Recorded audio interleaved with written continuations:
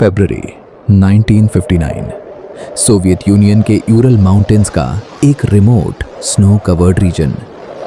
यहाँ 9 experienced hikers की bodies अलग अलग जगह पर मिली।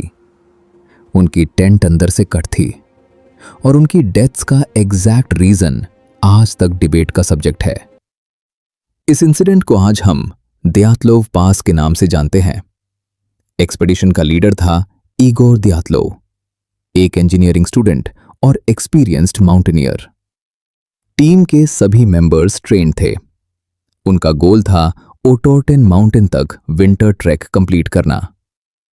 7 जनवरी 1989 को ग्रुप ने अपनी जर्नी स्टार्ट की।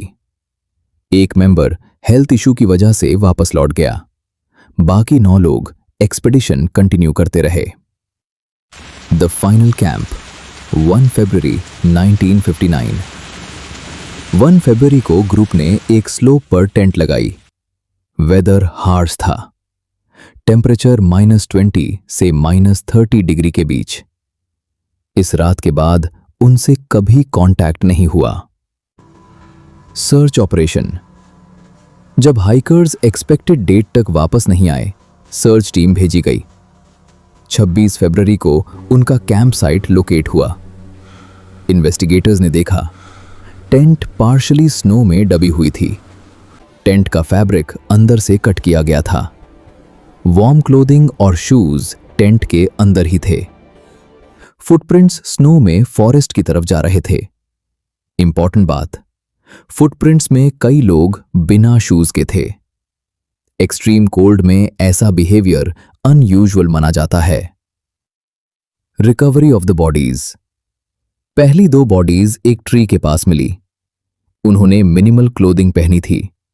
साइंस सजेस्ट करते हैं कि उन्होंने आग जलाने की कोशिश की।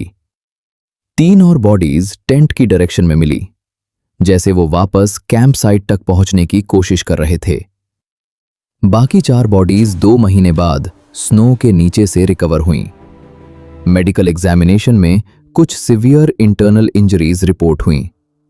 कुछ केसेस में रिब फ्रैक्चर्स और स्कल ट्रॉमा था, लेकिन विजिबल एक्सटर्नल वुंड्स लिमिटेड थे। Official cause of death hypothermia और कुछ केसेस में severe trauma. Official conclusion 1959। Investigation के बाद सोवियत अथॉरिटीज ने स्टेटमेंट दिया। The deaths were caused by a compelling natural force. Case close कर दिया गया। एरिया टेम्पोरेरली रिस्ट्रिक्टेड कर दिया गया। 1 avalanche theory. Recent investigations including 2020 review ने सजेस्ट किया कि एक small snow slab avalanche panic का रीजन हो सकता है। Two military activity theory. कुछ रिसर्चर्स ने स्पेकुलेशन किया कि nearby secret weapons testing हो सकती थी, लेकिन कॉन्क्रीट एविडेंस कंफर्म नहीं हुआ। 3 environmental and psychological factors. Extreme cold, darkness और विंड जनरेटेड इंफ्रासाउंड पैनिक और डिसओरिएंटेशन कॉज कर सकते हैं। 2020 री इन्वेस्टिगेशन।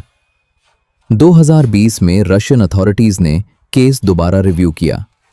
ऑफिशियली एवलांच को मोस्ट लाइकली एक्सप्लेनेशन बताया गया, लेकिन पब्लिक डिबेट अब भी खत्म नहीं हुई। कंक्लूजन। दयात्लोव पास इंसिडेंट एक ट्रैजिक एक्सपेडिशन थी। 9 trained hikers extreme winter conditions में अपनी जान गंवा बैठे। ऑफिशियल एक्सप्लेनेशन नेचुरल फोर्सेस पर बेस्ड है, लेकिन अनआंसर्ड क्वेश्चंस इस केस को आज भी मिस्टीरियस बनाए रखते हैं। माउंटेन्स साइलेंट हैं और शायद कुछ सीक्रेट्स वहीं रह गए।